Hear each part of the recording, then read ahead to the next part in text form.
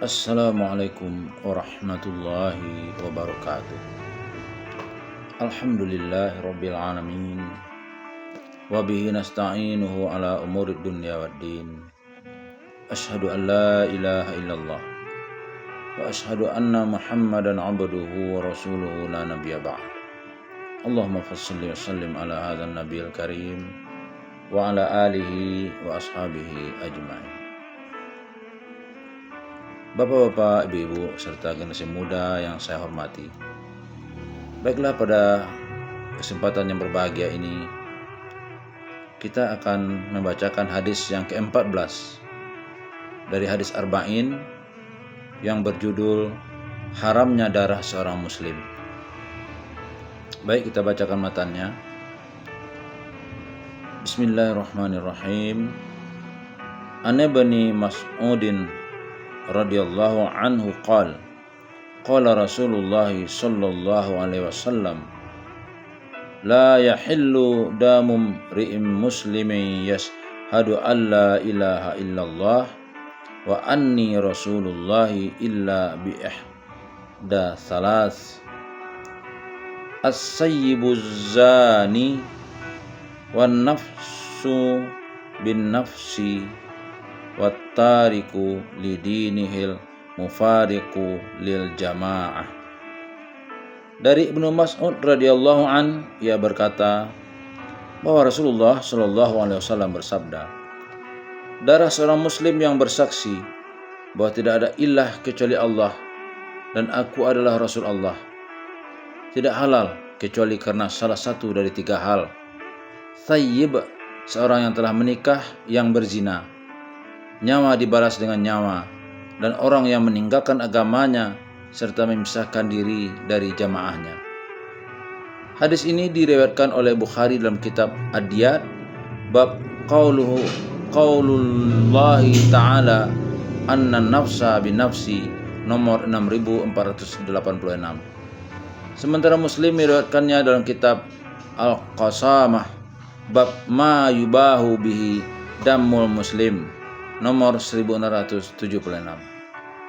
A. Keutamaan hadis. Hadis di atas adalah penjelasan tentang Islam yang sangat berharga, juga merupakan dasar ketetapan hukum dalam menjaga kehidupan seorang muslim selama ia masih sebagai manusia yang utuh dan bersih dari segala bentuk cacat yang bisa mengancam keselamatan masyarakat. Namun jika seseorang telah mengancam kehidupan masyarakat karena penyakit yang dideritanya dan karena menyeleweng dari kemanusiaannya yang sehat dan fitrahnya yang lurus, sehingga ia menjadi virus yang membahayakan dalam masyarakat, merusak agama, akhlak, dan kehormatannya, bahkan menyebarkan kejahatan dan kesesatan, maka dalam keadaan seperti ini, ia telah kehilangan hak untuk hidup. Sia-sia keberadaannya dan wajib disingkirkan dari tengah masyarakat, agar masyarakat muslim hidup damai dan sejahtera. Hadis di atas amatlah penting hingga Ibnu Hajar Al-Haytami berkata, hadis ini merupakan kaidah yang sangat vital karena berhubungan dengan sesuatu yang juga vital, yaitu darah. Hadis ini juga menjelaskan tentang haram tidaknya darah tersebut, yang hukum asalnya adalah ismah, mesti dilindungi dan tidak boleh dibunuh, demi menjaga eksistensi manusia yang diciptakan dalam bentuk terbaik. B. Penjelasan kata dalam hadis. La yahillu dam, artinya tidak boleh terjadi pertumpahan darah atau pembunuhan. Bi ihda thalas, artinya boleh membunuh seorang muslim karena salah satu dari tiga perkara. Wa nafsu binafs, artinya seseorang yang membunuh orang lainnya dengan sengaja tanpa alasan yang benar, itu harus dibunuh sebagai balasan yang setimpal dari hilangnya nyawa orang yang dibunuh. As-sayyib adalah orang yang bukan lajang lagi, baik wanita maupun laki-laki. Adapun az-zani secara etimologis adalah isim fa'il dari kata az-zana yang berarti perbuatan keji, sedang secara umum berarti hubungan badan di luar nikah. Wattariku lidinih adalah orang yang keluar dari agama Islam. Al-mufariqu lil jamaah adalah orang yang meninggalkan jamaah kaum muslimin karena murtad. C. Pemahaman atau pelajaran dalam hadis. Satu, haramnya darah seorang muslim. Barang siapa yang bersaksi bahwa tidak ada ilah selain Allah dan bahwa Muhammad Rasulullah, lalu mengakui keberadaan Allah dan mengesahkannya kenabian Muhammad SAW dan mengakui risalah yang dibawanya, maka darahnya terlindungi. Demikian juga jiwa dan kehidupannya, maka tidak ada seorang pun yang dibenarkan untuk mengalirkan darahnya atau membunuhnya. Ismah atau perlindungan ini adalah sesuatu yang tetap bagi seorang muslim dan tidak bisa terhapus kecuali karena 3 hal. Artinya, masing-masing dari ketiga hal tersebut bisa menyebabkan terhapusnya sifat ismah atau perlindungan, yaitu membunuh manusia dengan sengaja tanpa alasan syar'i, zina setelah menikah, dan murtad. 2. Hukum rajam. Ulama-ulama sepakat bahwa hukuman bagi orang yang berbuat zina dan sudah pernah menikah adalah dirajam hingga mati. Sebab orang tersebut telah melecehkan kehormatan orang lain. Padahal Allah telah memberinya kenikmatan biologis secara halal, namun ia lebih memilih yang keji dan meninggalkan yang baik. Dengan melakukan zina, seorang pezina juga telah melakukan tindakan kriminal kemanusiaan, karena perbuatan tersebut bisa merusak keturunan, dan puncaknya ialah telah melanggar larangan Allah dalam firman-Nya, dan janganlah kalian mendekati zina, karena zina itu adalah suatu perbuatan yang keji dan suatu jalan yang buruk. Quran Surah Al-Isra ayat 32. Hukuman rajam itu didasarkan pada hadis dan praktik yang pernah dilakukan Nabi SAW. Imam Muslim misalnya meriwayatkan bahwa Rasulullah telah merajam wanita dari suku Ghamidi, sedang sekelompok ahli hadis utama meriwayatkan bahwa Nabi SAW telah merajam Ma'iz. Para ahli hadis utama juga meriwayatkan hadis tersebut. Hai Unais, tunggulah wanita ini hingga esok hari. Jika dia mengakui, maka rajamlah. Ketika keesokan harinya wanita itu pun mengakuinya, maka Rasulullah memerintahkan wanita itu agar dirajam, lalu wanita itu pun dirajam. Hukuman rajam juga didasari oleh sebuah ayat yang lafaznya dihapus atau mansukh, yaitu laki-laki dan wanita yang telah menikah, jika keduanya berzina, maka sungguh rajamlah keduanya sebagai siksaan dari Allah, sedang Allah Maha Perkasa lagi Maha Bijaksana. Berkenaan masalah ini, Ibnu Abbas telah melakukan penetapan hukum melalui ayat berikut. Hai ahli kitab, sesungguhnya telah datang kepadamu Rasul kami, menjelaskan kepadamu banyak dari isi Alkitab yang kamu sembunyikan, dan banyak pula yang dibiarkannya. Quran Surah Al-Ma'idah 15. Ibnu Abbas berkata, barang siapa yang mengingkari hukum rajam, maka tanpa disadari ia juga mengingkari Al-Quran. Kemudian ia membaca ayat di atas seraya berkata, hukum rajam adalah termasuk yang mereka sembunyikan. 3. Qisas. Seluruh umat Islam sepakat bahwa siapapun yang membunuh seorang muslim dengan sengaja, maka layak baginya untuk mendapatkan qisas, yaitu hukum bunuh. Allah berfirman, dan kami telah menetapkan mereka itu di dalamnya Al-Taurat, bahwa jiwa dibalas dengan jiwa. Quran Surah Al-Ma'idah 45. Melalui hukum tersebut, diharapkan manusia akan merasa aman dalam hidupnya. Pada ayat lain Allah berfirman, dan dalam qisas itu ada jaminan kelangsungan hidup bagimu, hai orang-orang yang berakal. Quran Surat Al-Baqarah 179.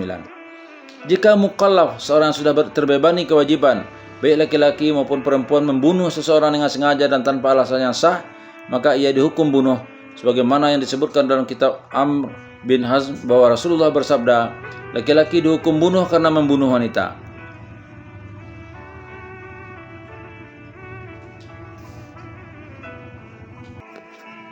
Dan dalam sebuah riwayat yang sahih disebutkan bahwa Nabi SAW menghukum bunuh laki-laki Yahudi yang membunuh budak wanita.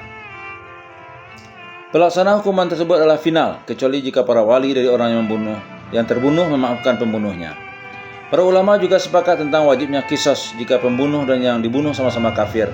Namun mereka berbeda pendapat jika orang yang dibunuh adalah kafir ghairu harbi yang tidak boleh diperangi, seperti kafir zimmi, sedang yang membunuh adalah muslim.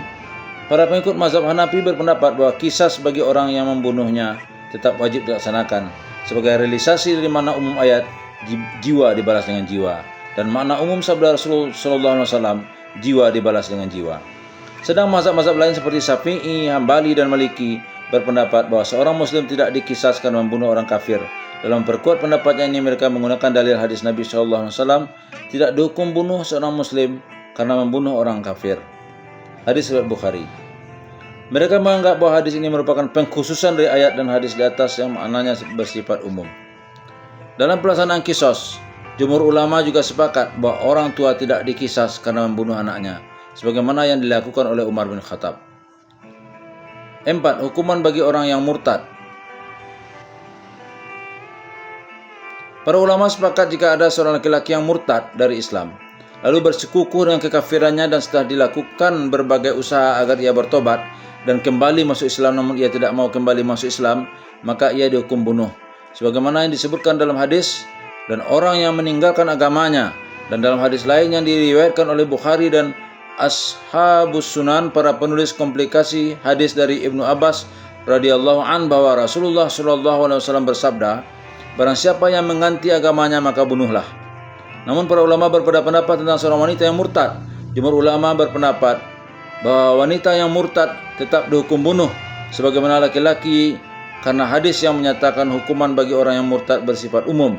Sedang dalam mazhab Hanafi tidak dibunuh, cukup dipenjarakan hingga ia kembali masuk Islam atau mati dalam penjara. Argumen yang mereka gunakan adalah hadis yang diriwayatkan oleh Bukhari dan Muslim bahwa Rasulullah melarang membunuh wanita dalam peperangan, sementara larangan ini bersifat umum dan tidak ada perbedaan antara orang yang kafir sejak semula dan orang yang kafir karena murtad. 5. Meninggalkan sholat. Semua orang Islam sepakat bahwa orang yang meninggalkan sholat karena ia tidak menerima hukum sholat tersebut, maka ia telah kafir dan dianggap murtad, serta dijatuhi hukuman seperti terhadap orang yang murtad. Adapun jika ia meninggalkannya karena malas dan ia masih mengakui bahwa sholat hukumnya wajib, maka para ulama berbeda pendapat. Jumhur ulama berpendapat bahwa orang seperti ini harus diminta untuk tobat. Jika ia tidak mau bertobat, maka ia dibunuh sebagai hukuman dan bukan karena dianggap kafir. Imam Ahmad dan sebagian pengikut mazhab Maliki berpendapat bahwa orang seperti ini dibunuh karena dianggap kafir, sedang menurut mazhab Hanafi ia harus dipenjarakan hingga mau sholat atau meninggal dunia. Sedang dalam pemenjaraan tersebut dihukum cambuk atau sejenisnya. Allah berfirman, dan tegakkanlah sholat dan janganlah kalian termasuk orang-orang yang musyrik. Quran surah Ar-Rum 31. Dalam ayat lain, jika mereka bertobat, mendirikan sholat dan menunaikan zakat, maka mereka adalah saudara-saudaramu seagama. Quran surah At-Taubah ayat 11. Maka Rasulullah SAW bersabda, pemisah antara seseorang dengan kekufuran adalah meninggalkan sholat. Hadis riwayat Imam Ahmad dan Muslim. Dalam hadis lain, perjanjiannya ada di antara kita dan mereka adalah sholat. Barang siapa meninggalkannya maka sungguh ia telah kufur. Hadis riwayat Imam Ahmad, Abu Daud dan Tirmizi. 6. Pelaksanaan qisas. Pelaksanaan qisas dilaksanakan oleh wali dari orang yang dibunuh atas dasar perintah hakim.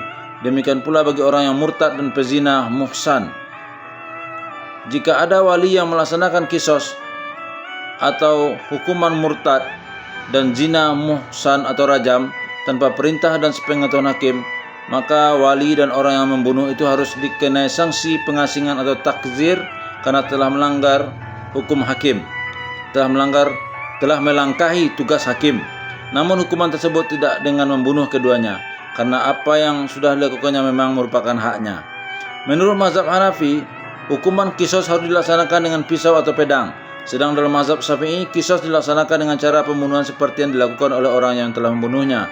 Namun bagi wali yang melaksanakan qisas boleh melaksanakan dengan pisau atau pedang.